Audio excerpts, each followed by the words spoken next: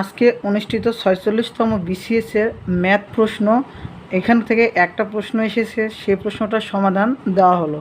তো দেখো যে এখানে দেওয়া আছে 3x² - 16x - 12, q = 3x² + 5x + 2, r = 3x² - x - 2।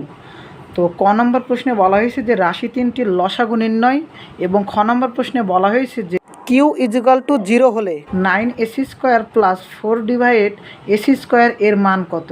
ওকে, এই একটা প্রশ্ন আজকে আপনাদের 46তম বিসিএস রিটেনে দেওয়া হয়েছে। তো এখানে বলা আছে রাশি তিনটির লসাগু করার জন্য আমাদের এই যে পি, কিউ এবং আর, এই তিনটে রাশিকে উৎপাদক করতে হবে। কি করতে হবে বললাম? উৎপাদক। ওকে, তো পি দেওয়া আছে, দেখেন তো কি দেওয়া আছে এখানে, 3ac² - 16x - 12।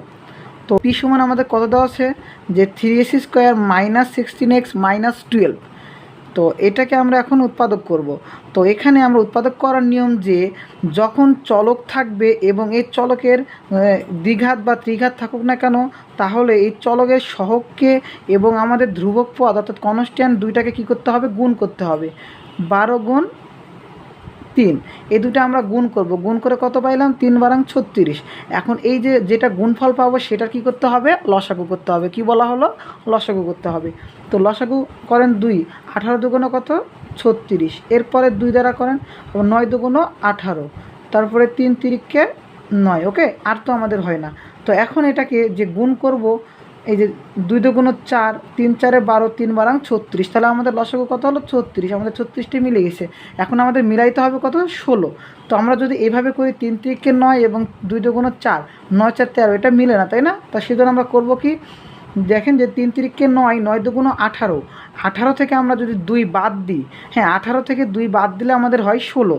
তো আমরা লিখি 3ac², যেহেতু আমাদের চিহ্নটা মাইনাসের সেজন্য বড় সংখ্যাটা আমরা মাইনাসের লিখব, -18x + 2x - 12। তাহলে দেখেন তো -18x থেকে +2x করলে কত হয়?